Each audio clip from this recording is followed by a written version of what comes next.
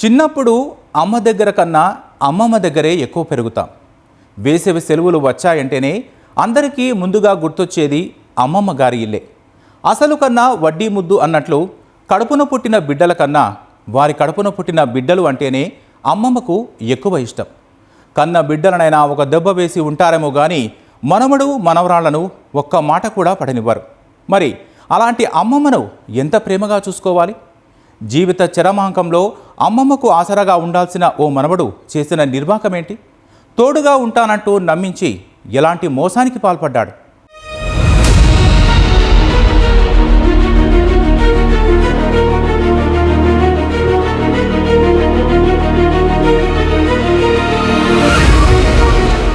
ఒంటరిగా ఉంటున్న అమ్మమ్మ వద్దకు వచ్చిన మనవడిని చూసి ఆ వృద్ధురాలు ఎంతో మురిసిపోయింది. ఏం కావాలన్నా నన్నడుగవ్వా అని అడిగితే మా నాయనే ఎంత మంచోడివిరా అని ఆనందపడిపోయింది. కన్నబిడ్డలు కూడా నా బాగోగులు చూసుకోకపోయినా మనవడివి నువ్వు ఉన్నావు చాలు నాకు అని అనుకుంది. మనవడు ప్రేమగా ఇచ్చిన కళ్ళు తాగి మగతగా నిద్రపోయింది. కాని అదే ఆమెకు శాశ్వత నిద్ర అవుతుందని ఊహించలేకపోయింది. ఆరోగ్యంగా ఉన్న అవ్వకు ఏం జరిగింది? ఉన్నట్టుండి నిద్రలోనే ఎలా చనిపోయింది?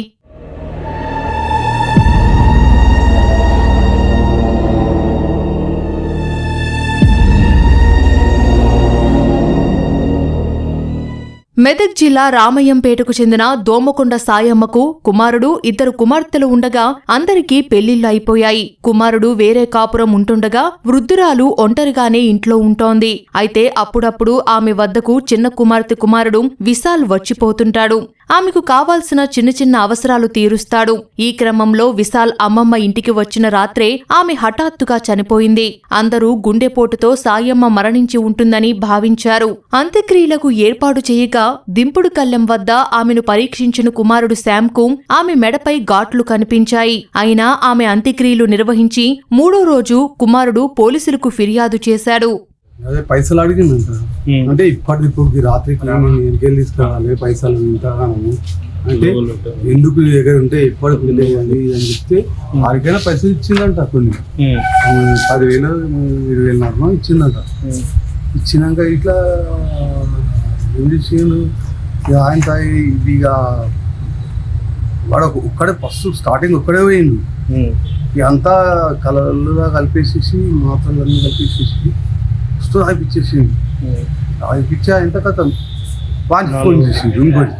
సాయమ్మ మృతిపై పోలీసులు లోతుగా విచారణ జరపగా ఆమె చనిపోయిన రోజు చిన్న కుమార్తె కుమారుడు విశాల్ ఆమెతోనే ఉన్నాడని తేలింది. వెంటనే అతన్ని అదుపులోకి తీసుకుని విచారించగా విస్తుపోయే విషయాలు వెలుగు చూశాయి. జల్సాలకు డబ్బుల అవసరం ఉండటంతో తానే స్నేహితుడు ప్రశాంత్తో కలిసి కల్లులో మత్తుమందు ఇచ్చి అవ్వకు తాగించామని చెప్పాడు. అనంతరం ఆమె గొంతు నులిమి హత్య చేసి చెవికమ్మలతో పాటు ఉంగరం తీసుకుని పరారైనట్లు నిందితులు వెల్లడించారని పోలీసులు తెలిపారు. వాళ్ళ అమ్మను చితిపైన పేరుస్తున్నప్పుడు ఆమెకు మెడ దగ్గర ఈ లెఫ్ట్ సైడ్లో భాగంలో ఘాట్లు ఉంటాయి. ఘాట్లు ఉండటం అనుమానంగా ఉంటుంది ఆ రోజు నుంచి. తర్వాత 3వ రోజు కార్యక్రమం చేస్తున్నప్పుడు ఈ ఘాట్లు ఎందుకు వచ్చాయి, అదే దాంతో భాగంగా ఈమెకు సంబంధించిన బంగారం ఎక్కడుందని చెప్పేసి అందరు చర్చించుకుంటారు. ఆ సమయంలో వీళ్ళకి తెలుస్తుంది వీళ్ళ ఇంటి పక్కనటువంటి ఇంకో మహిళ ఉమా అని చెప్పేసి లేడీ ఆ రోజు ఈ సాయమ్మ యొక్క చిన్న కూతురైన లక్ష్మి కొడుకు విశాల్ ఆ ఇంటి దగ్గరకు వచ్చి డోర్ కొట్టారు, నైట్ టైంలో వచ్చాడని చెప్పేసి అనుమానపడ్డారు. అప్పుడు వీళ్ళందరూ కలిసి ఆయన అడుగుతారు ఏం జరిగింది, నువ్వు ఇంటికి వచ్చావా రాలేదా అని చెప్పి అతను తడబడుతూ సమాధానం చెప్పాడు.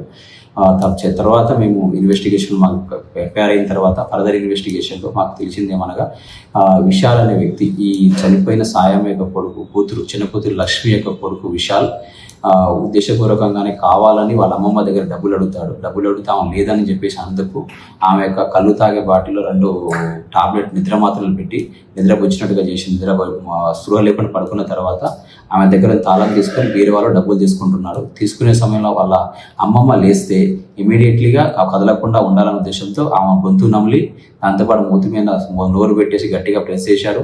ఆయనతో పాటు వచ్చినటువంటి అదే వాళ్ళ ఫ్రెండ్ అయినట్టు ప్రశాంత్ హైదరాబాద్లో ఉంటాడు, అతను కూడా వచ్చి ఇద్దరు కలిసి ఆమెను చంపేస్తారు. జల్సాలకు అలవాటు పడిన యువకుడు కేవలం చెవిదిద్దులు, ఉంగరం కోసమే సొంత అమ్మమ్మనే హత్య చేయడం కలకలం రేపింది. తాత్కాలిక సుఖాల కోసం శాశ్వత బంధాలను సైతం తెంచుకుంటున్నారనడానికి ఇదే నిదర్శనం. అలాగే తల్లిదండ్రులు సైతం పిల్లలు ఏం చేస్తున్నారని ఓ కంట కనిపెడుతూ ఉండాలని పోలీసులు సూచించారు.